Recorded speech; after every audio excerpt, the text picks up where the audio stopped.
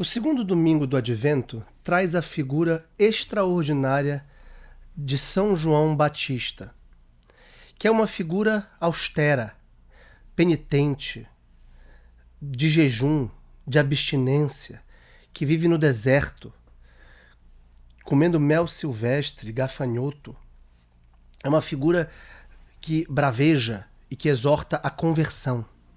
Comparado com a segunda grande figura e mais importante do Natal, que é Nossa Senhora, a mãe de Jesus, que é mãe cujo regaço e cujo colo nos acolhe, nos aconchega, nos, de algum modo, consola, é uma figura que pode causar estranhamento. Ele é o último dos profetas, aquele que apontou com o próprio dedo o Cordeiro de Deus que tira o pecado do mundo. Ele é o Elias que há de vir. Elias, como nós sabemos, é um dos maiores profetas de Israel, conhecido por sua fervorosa defesa contra a idolatria dos reis, como o rei Acabe e sua esposa Jezabel, na época em que o reino de Israel estava dividido. Portanto, Isaías é o profeta que nos acompanha no Natal e que é citado pelo evangelista Mateus e também pelo evangelista Lucas, que é o que nós lemos no evangelho do segundo domingo do Advento. Voz do que clama no deserto, preparai o caminho do Senhor, tornai reta suas veredas. Todo vale será aterrado, toda montanha ou colina será abaixada. As vias sinuosas se transformarão em retas, e os caminhos acidentais serão nivelados, e toda a carne verá a salvação de Deus. O que significa isso? E por que nós precisamos ir ao deserto em pleno Natal? Por que o sacerdote se veste da cor roxa? O roxo, como nós sabemos, é a cor da penitência, quaresmal. O roxo é a cor típica dos dias de penitência. Só que aqui o roxo é uma cor que significa a súplica, o pedido que Deus venha. O clima do Advento é o clima de esperança, de expectativa messiânica, de um Deus que está chegando, que há de vir, que há de nascer no nosso coração, renascer no nosso coração. Mas para isso nós precisamos nos preparar. Nós precisamos aplainar o caminho do Senhor. Nós precisamos tornar as vias sinuosas em vias retas. Nós precisamos de um caminho fácil e acessível de Deus no nosso coração, aplainando as montanhas, impedindo todos os obstáculos. E qual é o obstáculo para a ação da graça na nossa alma? É o pecado. Portanto, João Batista nos exorta à conversão dos nossos pecados. O batismo que ele pregava e que o próprio Cristo se fez batizar é o batismo do arrependimento dos pecados. Portanto, esse segundo domingo do Advento está ligado à nossa conversão, à nossa penitência, à nossa preparação pelo reconhecimento das nossas culpas e das nossas faltas e daquilo que nos impede de receber o Senhor, que são os pecados. Sem isso, não há um verdadeiro Natal. Sem isso, não há uma verdadeira vida de fé. A fé pressupõe uma constante reflexão, um constante exame de consciência para que nós reconheçamos quais são os nossos pecados, o que nos falta para receber e cooperar com a graça na nossa alma. Nós vimos que o próprio Jesus, depois de ser batizado por João, vai ao deserto passar 40 dias, como o povo de Israel passou 40 anos depois que saiu do Egito até chegar à terra prometida. Por que esse tempo? De 40 dias no caso de Jesus e de 40 anos no caso do povo de Israel, e que nós revivemos durante os 40 dias da quaresma. É como se esse segundo domingo do Advento tivesse um sabor quaresmal, no sentido de que a figura de João Batista nos exortasse à revisão de vida, à conversão. Esses 40 dias são para a purificação, para deixar para trás os nossos pecados. E por que o deserto? Porque é o lugar do silêncio. É o lugar em que nós não vemos nada, não ouvimos nada e nos encontramos conosco mesmos. Olhamos para o nosso coração, para a nossa interioridade. Olhamos, deixamos de olhar para o que está fora e ouvir o que vem de fora e olhamos para Cristo que habita no nosso coração. E damos voz à nossa consciência, que normalmente é silenciada pelo barulho exterior, pelas imagens que nos assediam e saturam todos os dias de todos os lugares, principalmente aqui no celular. Então o deserto é exatamente o local em que nós encontramos a Deus. E nós podemos nos perguntar quais são os precipícios, quais são os montes, as passagens tortuosas e os lugares inacessíveis do nosso coração. Ou seja, quais são os pecados que impedem Cristo de chegar no nosso coração neste Natal?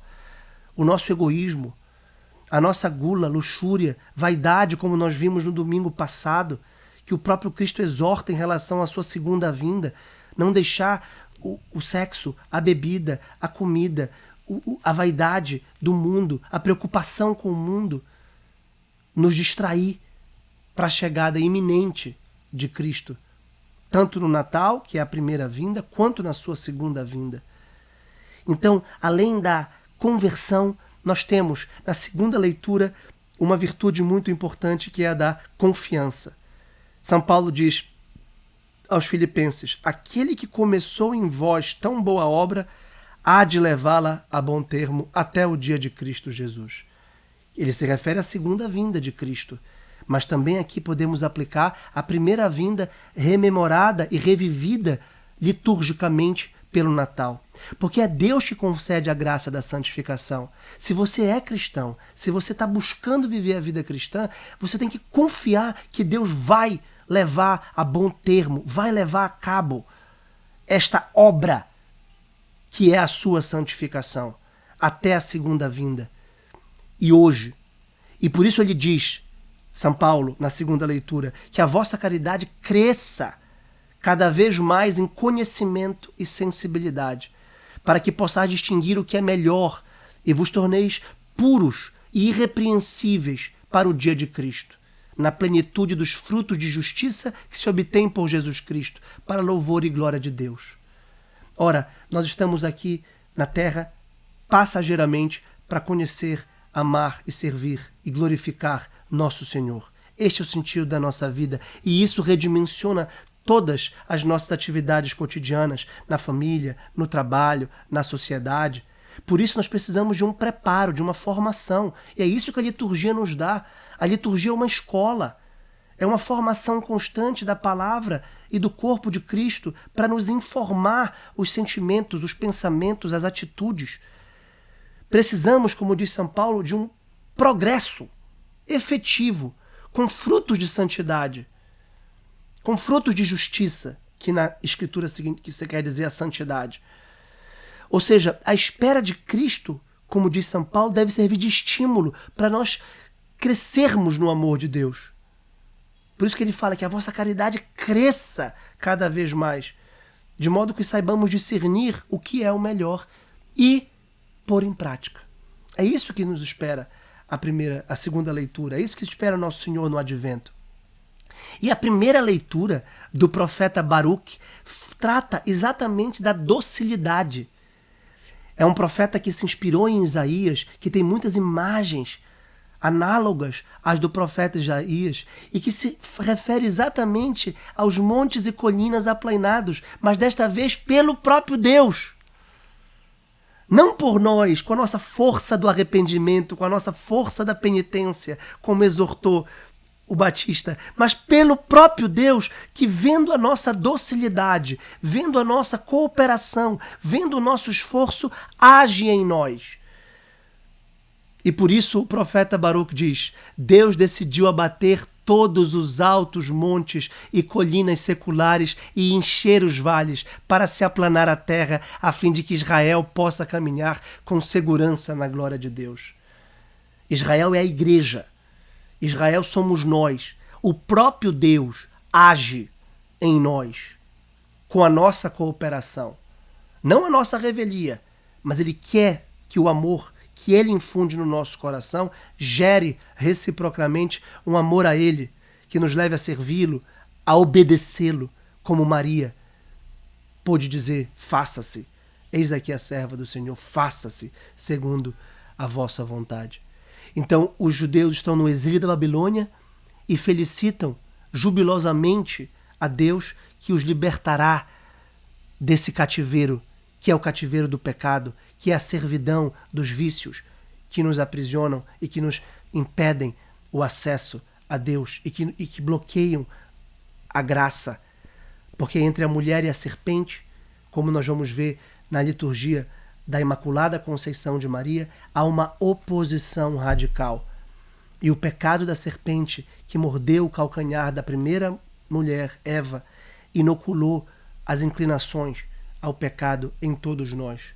E agora o próprio Deus vem em nosso favor, segundo o profeta Baruque, exatamente para extirpar o pecado e para aplanar os montes, para tornar reta a via de acesso a Deus em nosso favor.